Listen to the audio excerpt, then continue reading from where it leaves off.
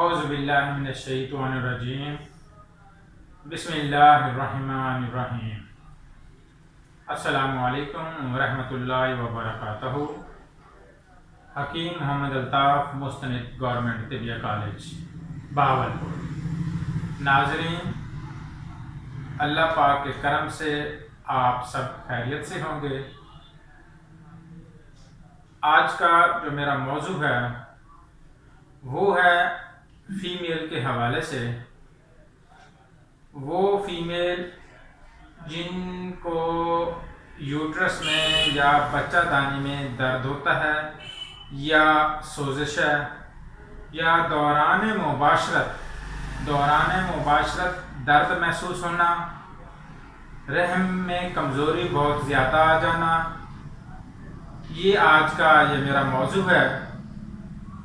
इसकी कुछ अलामात हैं। वो अलामात ये हैं कि औरत जब पैदल ज़्यादा चले तो उस वक़्त उसे यूट्रस के मुकाम के ऊपर, बच्चा दाने के मुकाम के ऊपर दर्द महसूस होता है और औरत से पैदल चला नहीं जाता क्योंकि वो पेन बहुत ज़्यादा होती है।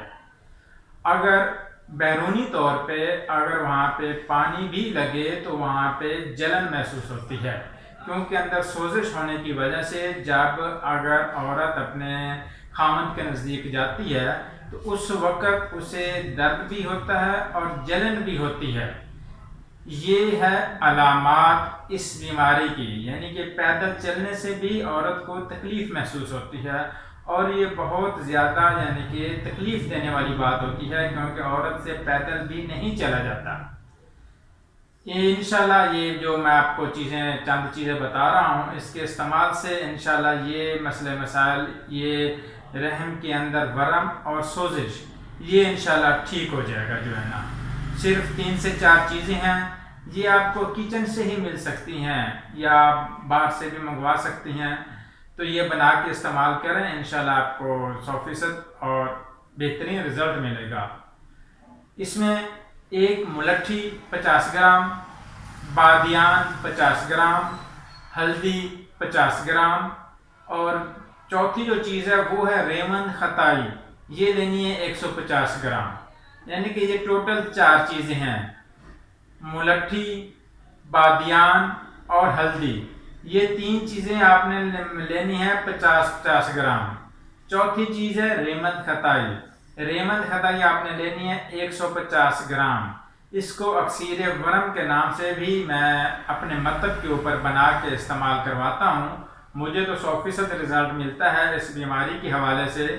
तो इंशाल्लाह ये जो मसले मसाइल हैं जो मैंने आपको जिक्र किए हैं, ये इंशाल्लाह ठीक हो जाएंगे।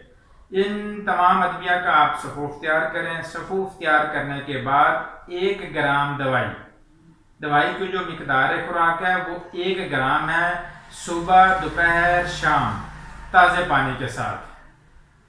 इसमें गर्म चीज़ों से औरत को परहेज़ करनी चाहिए, खट्टी चीज़ों से परहेज़ करनी चाहिए और फास्ट फूड से जो है ना परहेज़ करनी चाहिए, क्योंकि परहेज़ भी ज़रूरी होता है दौरान इलाज। अगर वो किसी भी मुस्तनिद मुआलिज से मशवरा करके ये चीज़ बना के इस्तेमाल करती हैं तो इंशाल्लाह 100% रिज़ल्ट मिलेगा। अल्लाह।